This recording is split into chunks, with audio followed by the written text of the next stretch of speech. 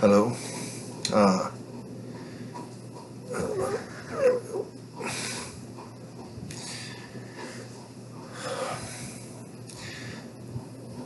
I wanted to make this video to warn everybody that if the research that I have put together is true, we're in a lot of trouble. Uh, According to the Federal Reserve, the United States of America has printed up a record amount of currency, by far, like 10% more in the last year, as of the date of this video. Um, they've printed up 25% more since 2020, and the national debt is at 37,200,000,000,000 and change.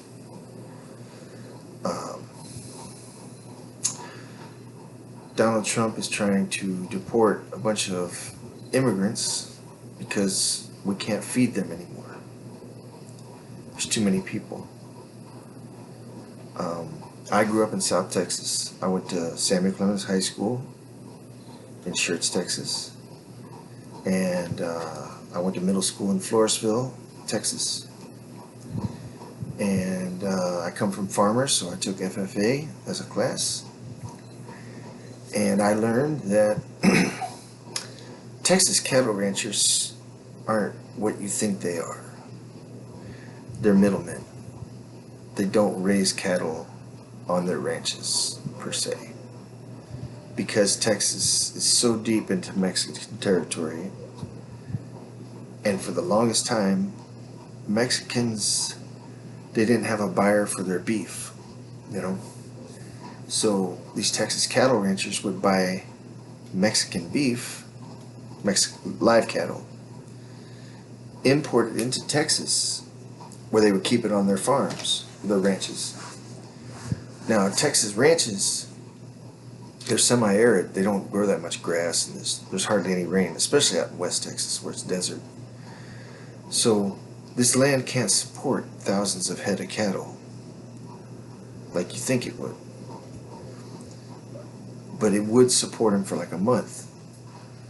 So these Texas cattle ranchers would buy these Mexican cows, bring them over into their ranches in Texas, and then they would take them to livestock auctions. And it was a great system. The Texas cattle ranchers, they made a lot of money, you know, as the middlemen, and the Mexicans were poor. They didn't have nobody else that was willing to buy their cows because they didn't have any ports. They didn't have any customers, you know. Like the American cattle ranchers in Texas were like the only ones willing to buy these Mexican cows. That's why if you ever talk to a Mexican, like from Mexico, they grew up eating a lot of tongue, barbacoa, which is the head of the cow, the beef liver. They ate all the crap because the sides of beef would be sent to America or whatever, you know. However it worked out, that Mexican beef was coming to America, and it's phenomenal beef. The cartel down there will pay $1 million for a bull, no problem. You know, they take a lot of pride in their cows in Mexico. But you never heard about it, right? Because the big secret was that the Texas cattle ranchers and the American beef producers were importing Mexican beef into our country, buying it cheap and selling it a little bit more expensive. Well, along comes China, right? Now, China's got this Belt and Road Initiative, and it's been going on for years. China wants to get around the bottleneck of America, okay? They don't want to buy American corn, American soybeans, American grain, American beef, because they know that we're buying it from Mexico. and then reselling it. So they're cutting out the middleman. So China, with their Belt and Roads Initiative, went down and invested some money in China to build some ports and some railroads, because the United States of America controls Panama, the Panama Canal. Even the nation of Panama uses the American dollar as their currency. And China knows that we can put a stop to their trade like that because we control the Panama Canal. So China went down to Mexico, and they went down to Peru, and they went to Brazil, and they went to Africa, and they went to, they got a railroad that goes all the way to Russia now. They went all over the world building ports. The Western Australia is a really good one. There was a company called Fortescue Metals. I was looking into it 2007 when it was a startup. The Chinese went down there, they invested. They partnered up with an Australian company called Fortescue Metals. They built a port where they could load iron ore with a big conveyor belt. And instead of buying iron ore from Brazil, who was big at the time, Vale, now they can buy it from Western Australia. And Western Australia is so prime with iron ore, they don't even have to dig down in the ground very deep. It's right there in the topsoil. That's why the soil in Western Australia is red from all the iron ore. Right? In other places like in Minnesota of the United States, they have to dig these giant pits. They have to get down deep. Same thing in Pennsylvania. It costs a lot of money to run the equipment to get down deep to mine this ore. While Australia, it's right there in the topsoil. You just gotta sift it out using magnets. So that's what China did, okay? And their 20-year plan, it's already over. This Belt and Roads Initiative, they built all these ports all over the world. Whereas, like, we used to buy all the tropical fruit from South America, and bring it to the United States, and we were the only ones that had it. If Europeans wanted it, they had to buy it from us. We're the middlemen. The nation of Colombia does the same thing. If you don't believe me, you can research it. You've never heard of Peruvian coffee. You've never heard of Venezuelan coffee. You've never heard of Honduran or Guatemalan coffee. Because the Colombians buy it all up. They'll buy Colombian coffee, or Honduran coffee. They'll buy Guatemalan coffee. They'll buy Mexican coffee. They'll buy Panamanian coffee. They'll take it to Colombia and they'll sell it as Colombian coffee. Okay, they know how to look at it and see what's really good and what's cheap and blah blah blah. Okay, so the Colombians have been doing that for a long time. And there's probably an American behind it all, but that's what the Texas cattle ranchers were doing too. They were buying Mexican beef. Mexico didn't have anybody else to sell it to. We were the highest bidder, and it wasn't that much. And bring it here. Now we're trying to sell our beef to Australia. We're trying to sell it to China. We're trying to sell it to Europe. We're trying to sell it to Canada, right? But China come in and built that port. Now they're competing with American buyers to get that beef. And here's the thing about China is China is dominating the manufacturing market. It all started back in 1976. They threw Richard Nixon out of office, the stupid hippie fucking boomers, and this is a sitting president that understands every secret in America. He's the worst person in the world to portray. So they throw Nixon out of office, and he goes straight to China in the 70s. And he starts telling China, this is how you do it, this is how you do it, this is how you defeat America, this is how you do it. And he starts the ball rolling. And at first, China And you can research all this, okay? At first, China, they didn't really have much going on, okay? They had some raw resources. They had like sheep and silk, and they planted their own rubber tree plants so they could make rubber. But they were stuck in the Stone Age, okay? All the technological advances over the years were lost on them because of the Opium Wars, you know, and then they were a closed communist society. So for 10, 20 years there, they got left behind between World War II and say 1976, whatever. So the first thing they do is they start selling their raw materials, their raw rubber, their raw wool, their raw cotton, whatever else they can grow, silk, whatever. And they take that money, and now they invest in, you know, a textile factory. Okay, some textile factory goes out of business in Czechoslovakia.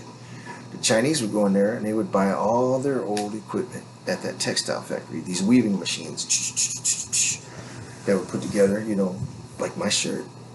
You know, this is woven cotton. Okay, they take string, they turn it, they twist it, they turn it into string, and then they weave it. Make a big old pelt, and they cut it. They stitch it together. They put some sleeves in it. That's a textile. Okay. So now the Chinese got the ability to weave their raw materials. The next thing they do is they go over. They send one of their little spies over to Italy and France and the United States. And they get a job at one of our textile factories that make the Armani suits or the Brooks Brothers suits or whatever. Whatever, you know, what was the big woman's dress back in the 80s or whatever? Chiffon or whatever it is. Okay? Chanel. They get, you know, they're just hardworking little Asian guys, little immigrants, seem harmless, but they're really spies. And they get in these factories and they discover how we make our fine cloth, our fine clothing, you know, how we make satin and whatnot. And they go back to China and they see this is how they're doing it. So by the 1980s, most people were flying to Hong Kong to buy a suit because the Italians were charging like $10,000 for an Armani suit. But you could get the same exact thing in Hong Kong for like $1,000. And nobody could tell the difference because it was the exact same weaving, same cut, same design, same color, everything. They were Chinese knockoffs, but they were the same quality as the Italian fashion designers were. That's why, to this day, there are no Italian textile factories anymore. There are no French textile factories. There are no American textile factories. So one by one, as these textile factories shut down and closed, the Chinese would come over here and they would buy that equipment from the factory that just shut down. And they would move that equipment over to China. So they would have one factory, then 10 factories, then 50 factories. Basically every factory in the world moved to China, Taiwan, Vietnam, one of those places. So now they got a 100% market or 100% monopoly on the textile industry. Now at first it was no big deal, it was just one industry, alright? But it was nothing. We still had like cars, we still had computers, we still had you know, telephones, and TV sets, and everything else. Food, the beef. China can't feed itself. It's mostly the Gobi Desert or whatever. So China, they gotta buy our food, you know. So China expands on that. Now they got a monopoly on the textile industry. Now they're gonna start focusing on other things. The next thing they focused on, the next major thing they focused on, was mining. So, just like I told you about Fortescue Metals, all right, it's an Australian company, but it's like China owns a good portion of it. And in order to get Chinese funding to open this company, they had to agree to sell all their iron ore to China at market prices or whatever. And I think they actually got it for 10% off.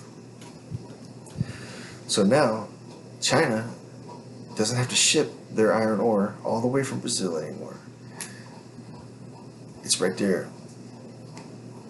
Like, I don't even know how many miles, but it's in the same ballpark. It's right on the other side of Malaysia from China, you know. It's all right there. So now they're mining, okay? So now they start throwing up steel mills, all right? And as steel mills close in America, they're buying the equipment and shipping it over to China, and now they're making their own steel. And at first it's cheap. They don't know how to make really high quality steel like America and Germany and some of these other places. So again, they send their Chinese spies to go work in these steel mills to work their way up. You know, they're hardworking, they never complain, they're the best worker you could ever have. But the whole time they're there to steal the information on how to manufacture high grade steel.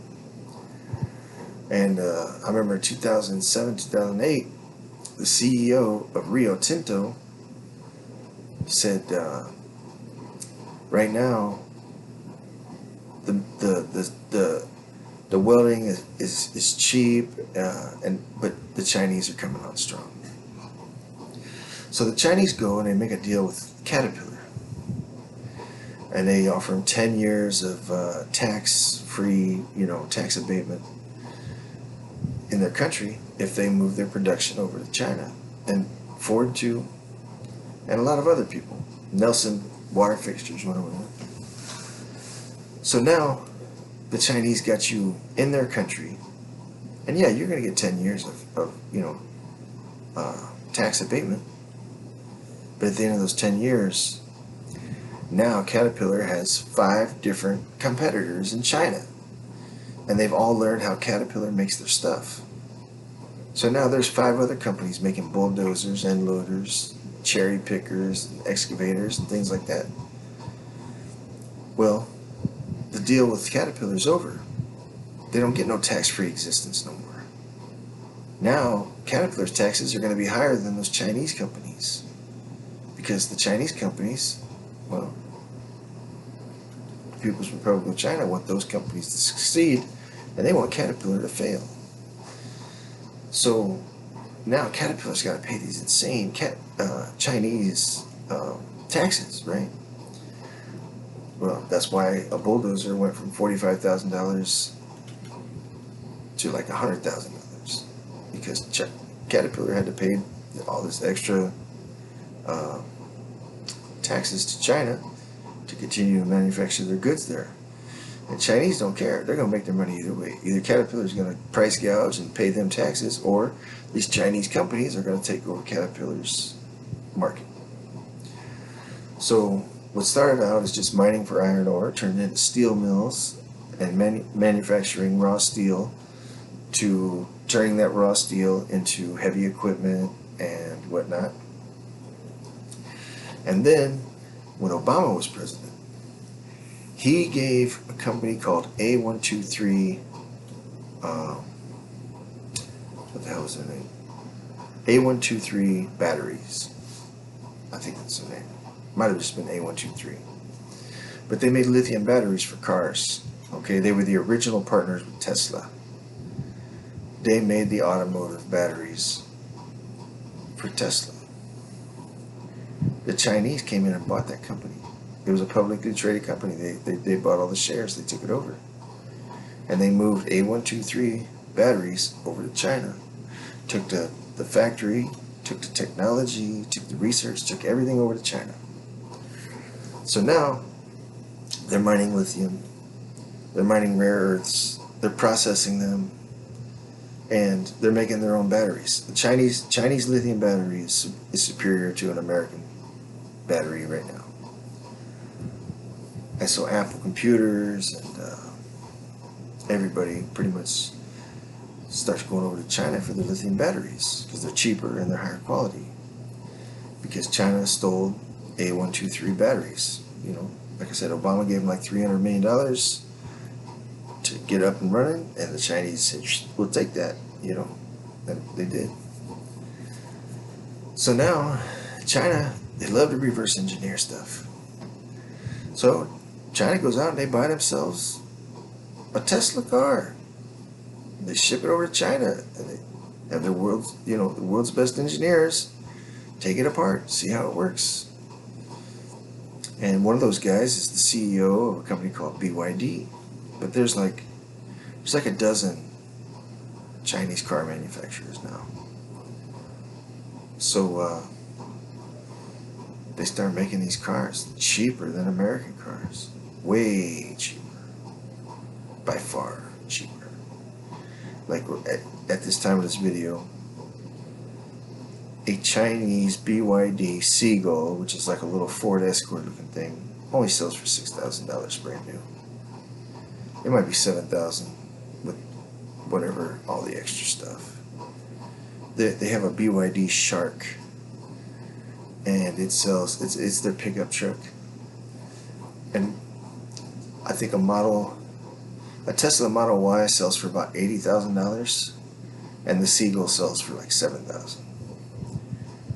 The Tesla Cybertruck sells for $100,000. The BYD Shark sells for $17,000, and it's just as good.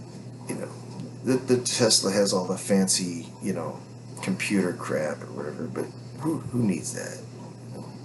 I don't need to be in touch with a satellite, getting Wi-Fi to drive my fucking car to my job. You know, I don't need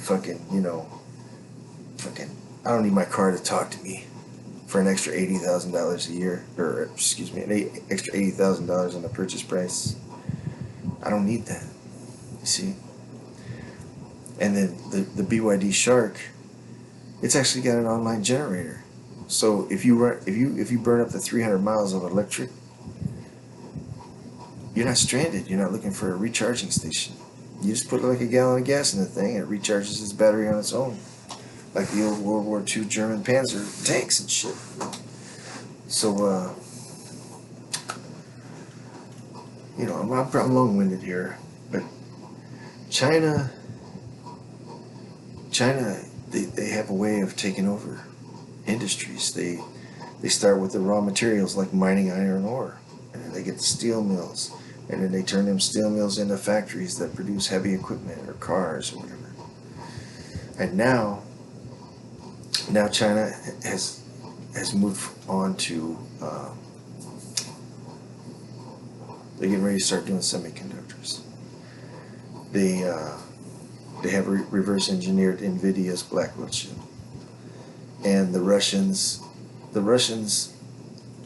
they bribed somebody at ASML to give them all the secrets to that big ass, it's like the size of a school bus, and it makes all these like tune-in chips, and it's like basically like I ain't got nothing, but basically if you take all the computer chips out of a laptop, you can fit 1,000 of them on something about the size of a like a saucer when you drink tea, you know, that little plate under your teacup or coffee cup or whatever. That's 1,000 laptop computers. That's 1,000 cell phones. About something about that size. So the Russians stole the technology on how to make this, and the Chinese have the ability to make their own machines. It's called lithophotography, something like that.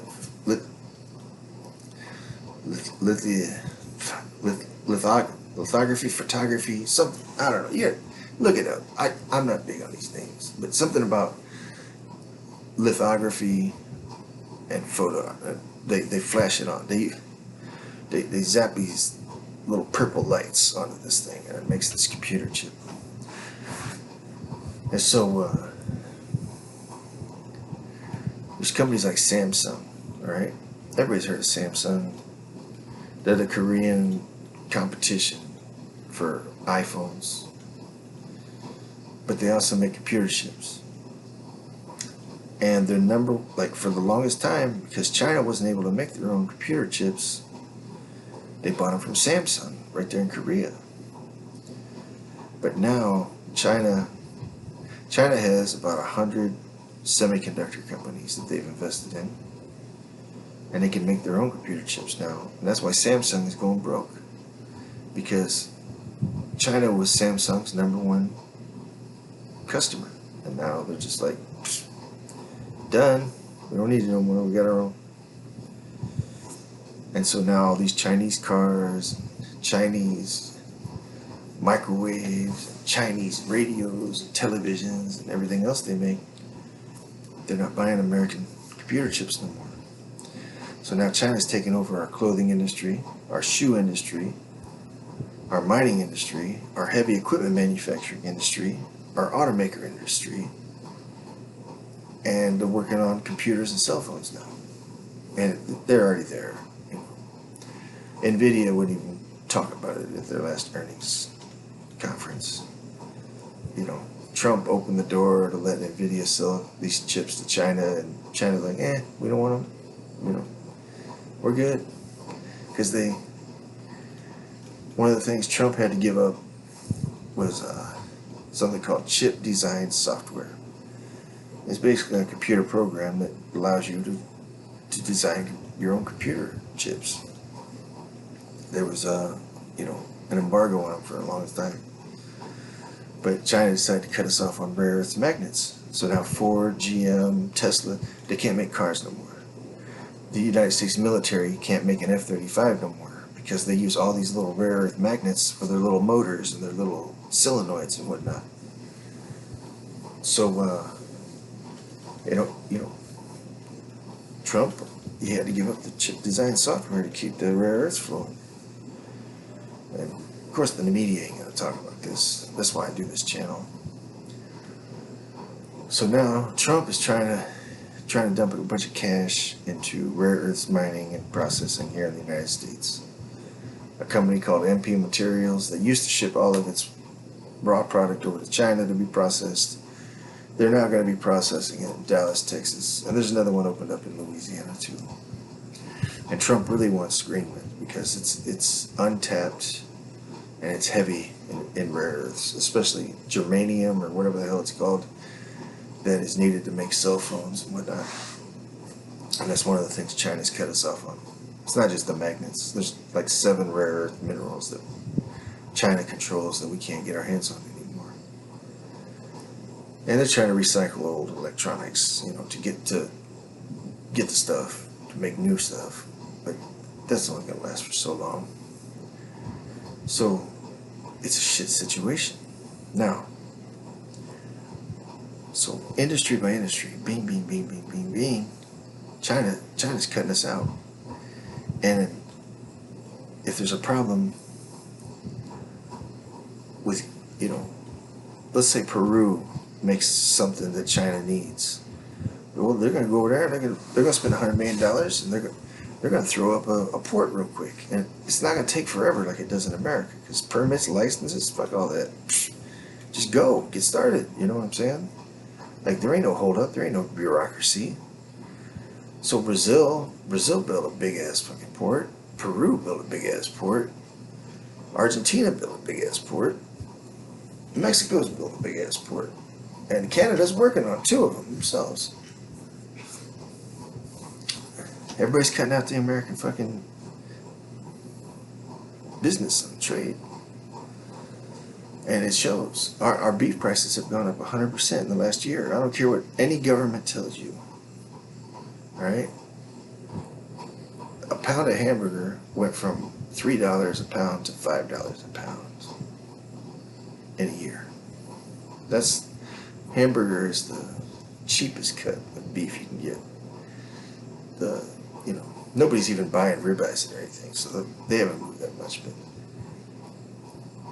it's doubled it's damn near doubled in price. And utilities too. Utilities, where I live, the utilities have gone up 60% in the last year, and pretty much since June, because I don't know. They're talking about building all these data centers and whatever, all these electric cars. They need more electricity, and the government, they're not making money like they used to, because people aren't buying things. They aren't buying gas and taking 2-week vacations out to fucking Disneyland like they used to. Okay, a lot of these young kids, these digital nomads, these remote workers, they're like, screw America. I'm gonna go live in Thailand. I'm gonna go live in the Philippines. I'm gonna go live in Mexico. So now we got all this money. Okay, some guy is working, making $100,000 as a remote worker, doing whatever the hell they do, engineering, sales, whatever. And they're working for a company in Dallas, Texas. They're getting paid $100,000 American in Dallas, Texas. The money is direct deposited straight into their bank in Dallas, Texas. But they live in Manila, Philippines. So they transfer that money to the Philippines. And they spend it there. They're going to Manila restaurants. They're buying a car at a Manila car dealership. They're buying their clothes in Manila's department stores. They're tipping Manila waitresses. They're going to Manila strip bars. They got a Filipino girlfriend. Excuse me, a Filipina girlfriend. And then she's spending money on her family over there. And so all this money is flowing out of America into these other countries. And the whole Gen Z and millennial group are doing it. They're in Mexico, they're in Argentina, they're Philippines, Malaysia. I mean, you can go on YouTube and see. It's not just old retirees. It's digital nomads and it's remote workers, and they're just draining our country of its money. It's bigger than people want to admit. So Trump is he's trying to put a Band-Aid on it. He's trying to do this tariff thing, right? He's trying to force manufacturers to come back to the United States. But a Mexican worker makes like $4 an hour. That's good money to them. Okay? The tariffs are not gonna, like, an American worker wants like $30 an hour. So let's just call it times 8. Okay? Let's say an American worker makes 8 times what a Mexican worker makes. That's 800% labor. A tariff ain't 800%. A tariff is only like 25%.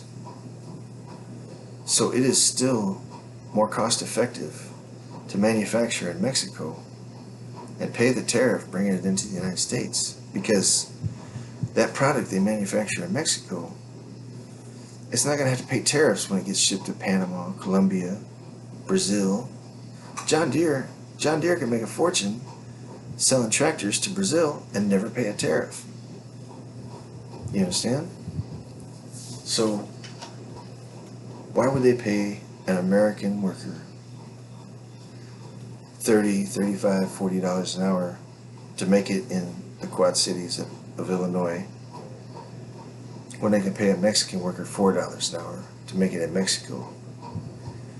And the United States of America is full of all these fucking nepotistic douchebags that think they're really important. They think, oh, nobody can survive without our money. That's Donald Trump's whole fucking personality. Everybody else just laughs at it, John Deere, America's only one country.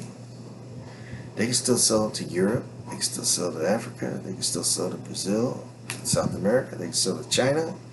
They can sell it to India. They can sell it to Russia. They can sell it to Australia and not pay no tariffs. America with these tariffs is it's like a temper tantrum. It's like some little kid saying, "I'm quitting. Give me my basketball. I'm going home," thinking nobody can play game without the fucking basketball. Like, it's their basketball and nobody else gets to play because they didn't get to win. Somebody else got another basketball. Fucking take your fucking ass home, Trump. We don't want you. We don't need you out here anyways. You're a bitch. And the whole world's cutting America out. And it's being led by China. Because China has all the manufacturing. They got it down. But there's a problem with the banking. Okay?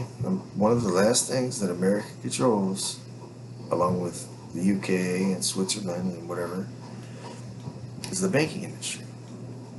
If you want to transfer money from one country to another or whatever, you want to borrow money, you know, whatever, you need the Anglo-Saxon Jewish banking system. They control the money, they control the world. That's what their mentality was. But now they come along with something called the BRICS, B-R-I-C-S. It stands for Brazil, Russia, India, China, and South Africa. And they developed their own system to settling currency exchanges. The American system is called SWIFT. So if you want to sell beef to, say, Australia, they pay in Australian dollars. Money goes from Australia to the United States. It automatically converts into US dollars. It gets deposited into your American bank. Well, the United States of America, for years, they used their economic muscle to flex on people, to bully them. So, like, Russia had hundreds of billions of dollars in U.S. money, and the United States of America said, that's it, we're not taking it. You can't transfer it no more. It does not exist. Because you invaded Ukraine, and you won't stop. So China was like, whoa, did you see what they just did to Russia? They can do that. They can do that to us someday. We got trillions of dollars of American money in these U.S. Treasury bonds. They're going to screw us like they screwed Russia. First time we say no, first time we cut off these people from rare earth magnets or whatever, first time we stand up for ourselves, the United States of America is going to make our $1.7 trillion just disappear. We got to get out from underneath these people. We got to do our own thing. And we got to get rid of these dollars. We got to trade them for gold. We got to get some diamonds. We got to do something. We cannot sit on American dollars if the American government can just go, now you're broke. Which has been the flex that America's been doing for 100 years. And it's pissed off everybody. Cuba, Venezuela, Brazil, Colombia, Mexico, Iran, China, Russia, and who knows how many others have all been put under the thumb of American economic bullying. Okay? You want whine and cry, hippie shit. The American government has cut off Iran from being able to get medicine, like insulin. So the people have died from not having medicine because of the sanctions and the boycotts and the embargoes that America has placed on them. Same thing with Cuba, you know.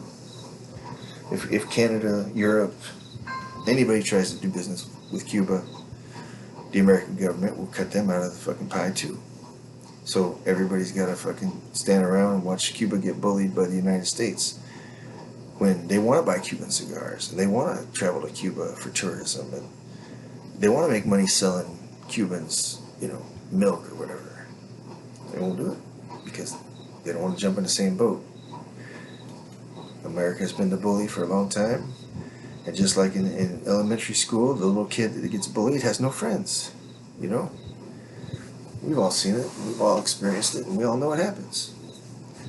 So this BRICS alliance is all these countries saying, we're done. We're done dealing with these fucking bullies. Like, I'm not even going to go play basketball with him no more. I'm not going to stay all night at his house. I'm not going to pretend to be his friend no more. They're saying, we can live life without the United States of America now. And if England wants to continue to be their best friend, we can go without them too. We don't need them. We've stolen their technology. We've bought their factories. We're making our own products now. And now America has gotten used to being rich. They've gotten used to being wealthy, you see. So all these little governments, state of Illinois, Peoria County, the city of fucking Springfield, Illinois, you know, and the fire department, the library, the community college, you know. Everybody has gotten used to just printing out money and it's still being worshipful. They give them money. Oh, here, let's celebrate Black history, or oh, let's celebrate, you know, feminism, or let's celebrate gay pride, or whatever else, you know. And they've just been busting out all this government money and creating all these taxes on all these special, what they used to call special interests. I don't know what the hell they're called now. It was all these special interest groups, you know, welfare, Pell Grants, you know, donations to NAACP or whatever, you know, the UNICEF and United Way and, you know, Catholic Charities, and everybody else has had their fingers in the fucking pot for a long time.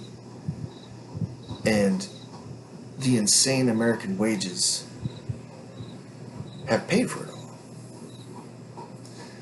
And it all worked because they just kept increasing the wages, they kept printing more money, they kept, you know, because nobody could go without using the dollar. If you wanted to buy oil, the Saudi Arabians and everybody, they agreed they would only accept US dollars. Well, that's come to an end.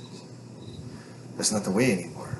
Saudi Arabia is selling oil in other currencies. They just don't accept US dollars anymore. Plus, Russia became a huge oil producer.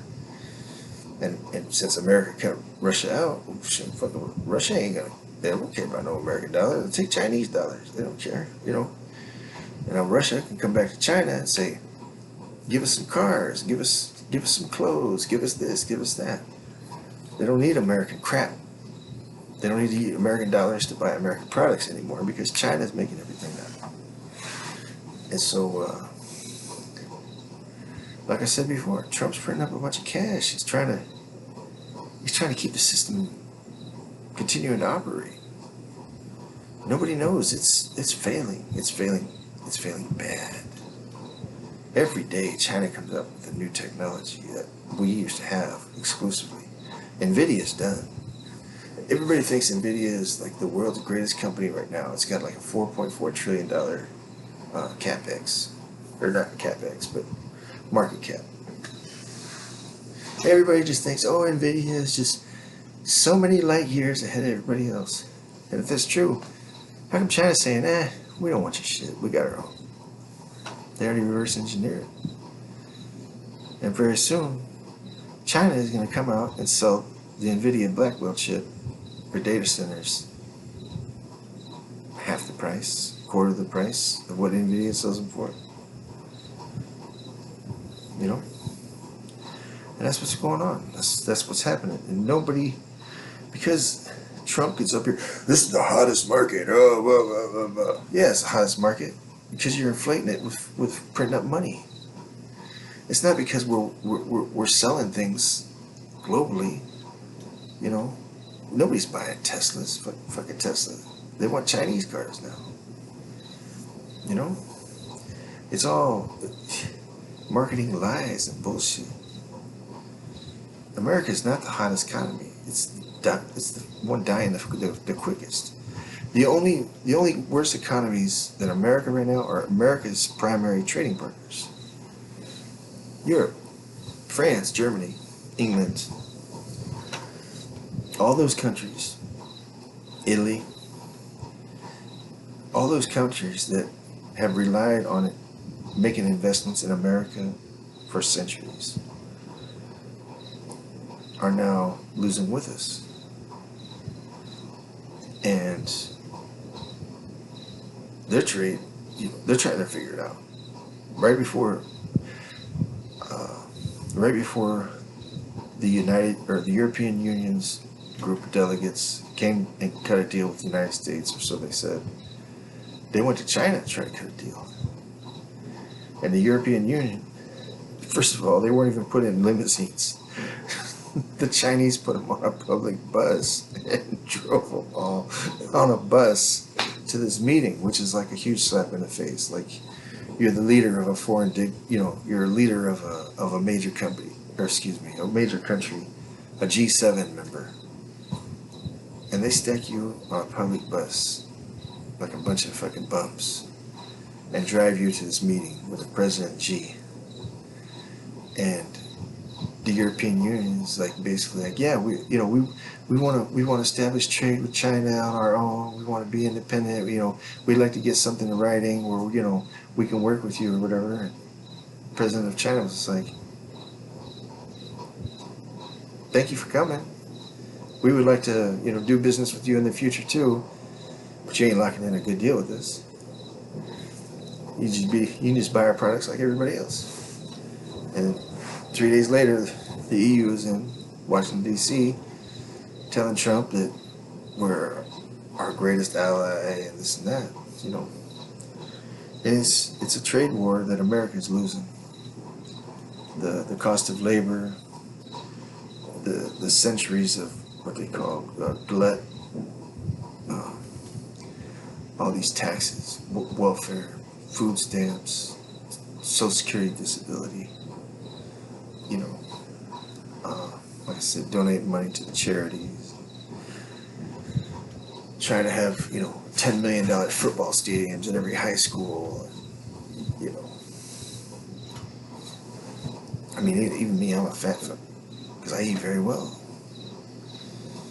And now China's buying my ribeye steaks. So if I want ribeye steaks, I gotta pay extra because it's the only way I'm gonna get it. I gotta pay more than what some guy in China is willing to pay, and they got all the money because they're manufacturing everything. So the media isn't telling anybody this. They don't want you to know that the world's taking a giant shit for America right now. They don't want you to know that China and Russia and all these other countries are basically like, we don't need America no more. If they come out with something new, some new night vision goggle or whatever, just give us a month. We'll reverse engineer it. We can make it ourselves. They got the mining. They got the mills to make copper, silver, steel, fiber optics. They got their own space programs, their own satellites, their own automotive manufacturing, their own heavy equipment manufacturers. They're making their own semiconductors now. I give it a year, they're gonna have their own cell phone out if they don't already. And it's gonna be cheaper and just as good as an American product. And 80% of what we can sell our products for is gonna disappear. Poof. Instantly.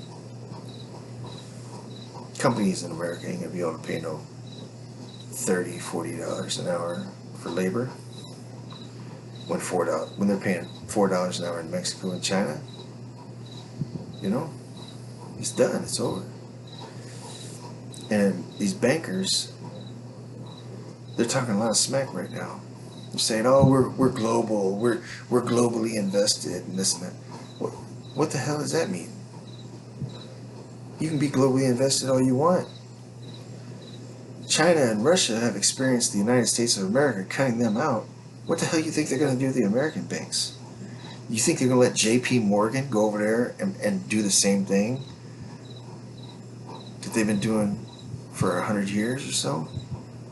Like, oh, here's J.P. Morgan, the biggest bully in the world, who's dicked with our economy and made our people starve. We couldn't get insulin for our diabetics. Yeah, come on in and be our bankers. No, that's not how it's going to work. These bankers are full of shit. They think they're needed. They ain't. The American dollar ain't gonna matter shit to these people.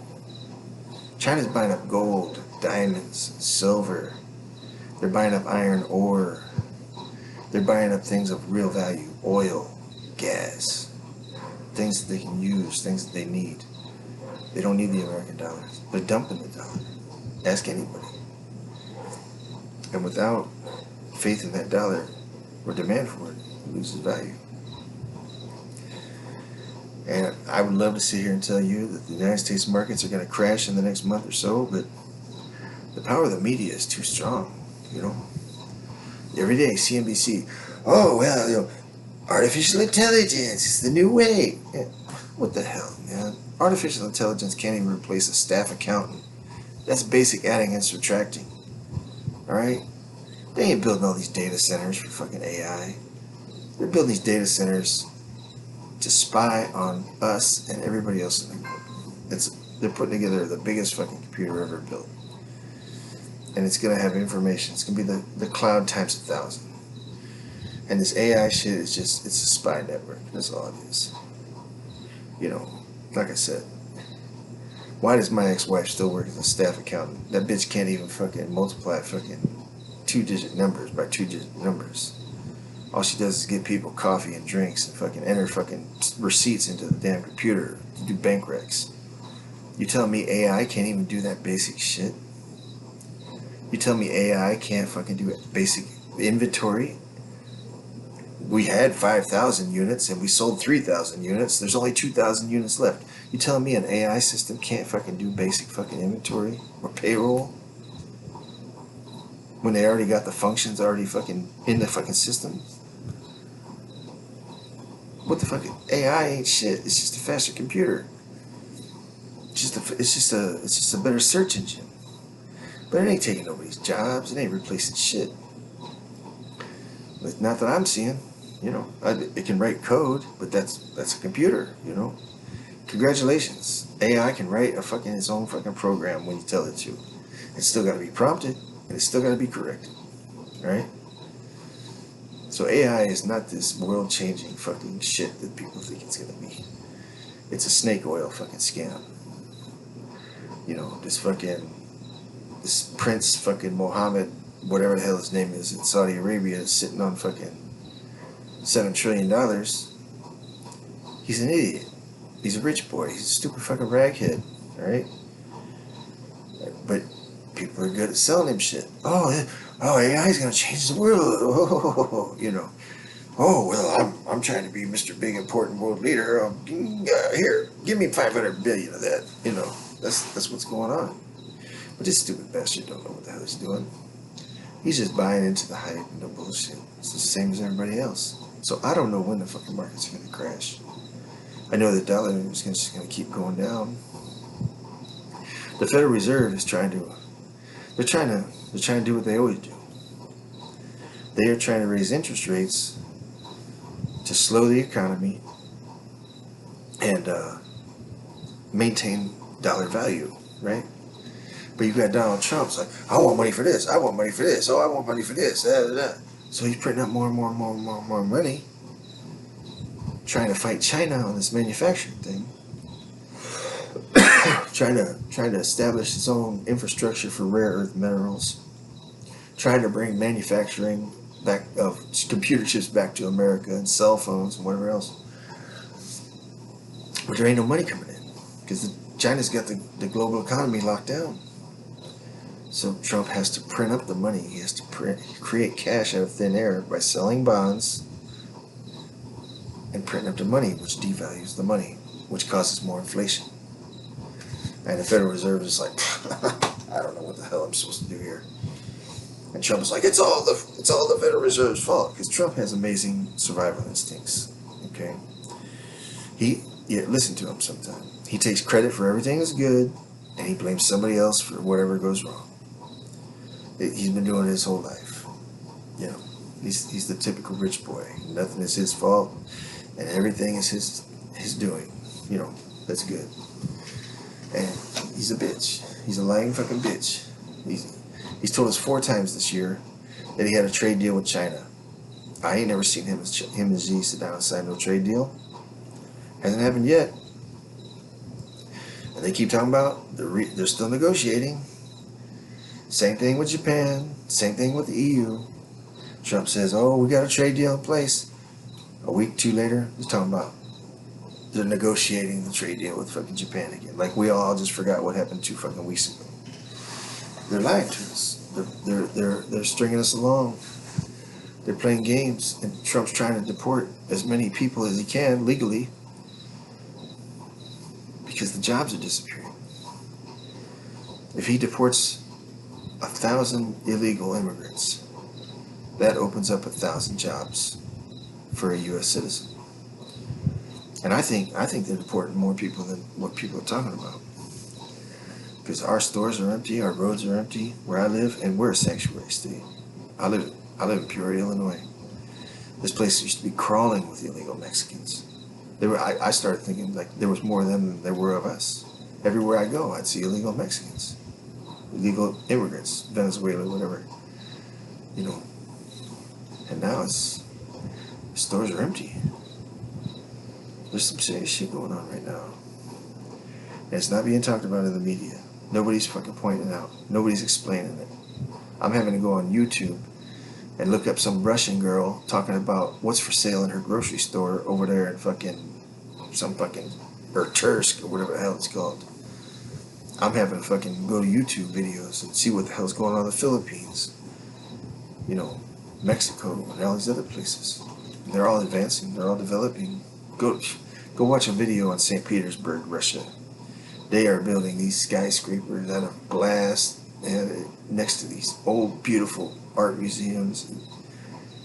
While America, our strip malls are empty. You know, it doesn't take a genius to figure this out. America is crapping, and people still believe we're in a good spot. We're not. So that's my update for August 31st, 2025. If you got money in the stock market, man, you got a set of nuts on you. Because I don't see where anything's getting any better. I really don't. I know it is. I know the stock markets are going up. Trump keeps printing up all this money, and the businesses make that money, and they throw it back in the stock market. And how long is it more is going to last? You know, every day China eats up more and more. Pretty soon we're not going to be able to get bananas because China's going to build a port down in Panama. Pretty soon we're not going to be able to get coffee no more because China built a port in Colombia. We're not going to be able to get, you know, whatever we need to make electricity. Well, we'll have that because it's natural gas and whatnot, but just people who work in the automotive industry are probably going to get laid off and they're never going to get called back. Because the inventories are huge right now. The only thing keeping American car manufacturers going is the fact that China is not allowed to sell their cars in America anymore. You can't buy a BYD Shark in America. Even if you said, I'm willing to pay the 100% tariff, nobody will bring it in. They won't allow it. Because if you buy a BYD Shark, it costs $17,000. You pay 100% tariff on it, that's $34,000. A Tesla Cybertruck is $100,000. So you're still saving $65,000 paying a 100% tariff on a Chinese truck. That's why they won't let them in. Because if they let China come in and start selling their cars here, NIO, any of them, American manufacturers are done. Everybody's out of a job. So they're trying to control who can enter our markets and who can't.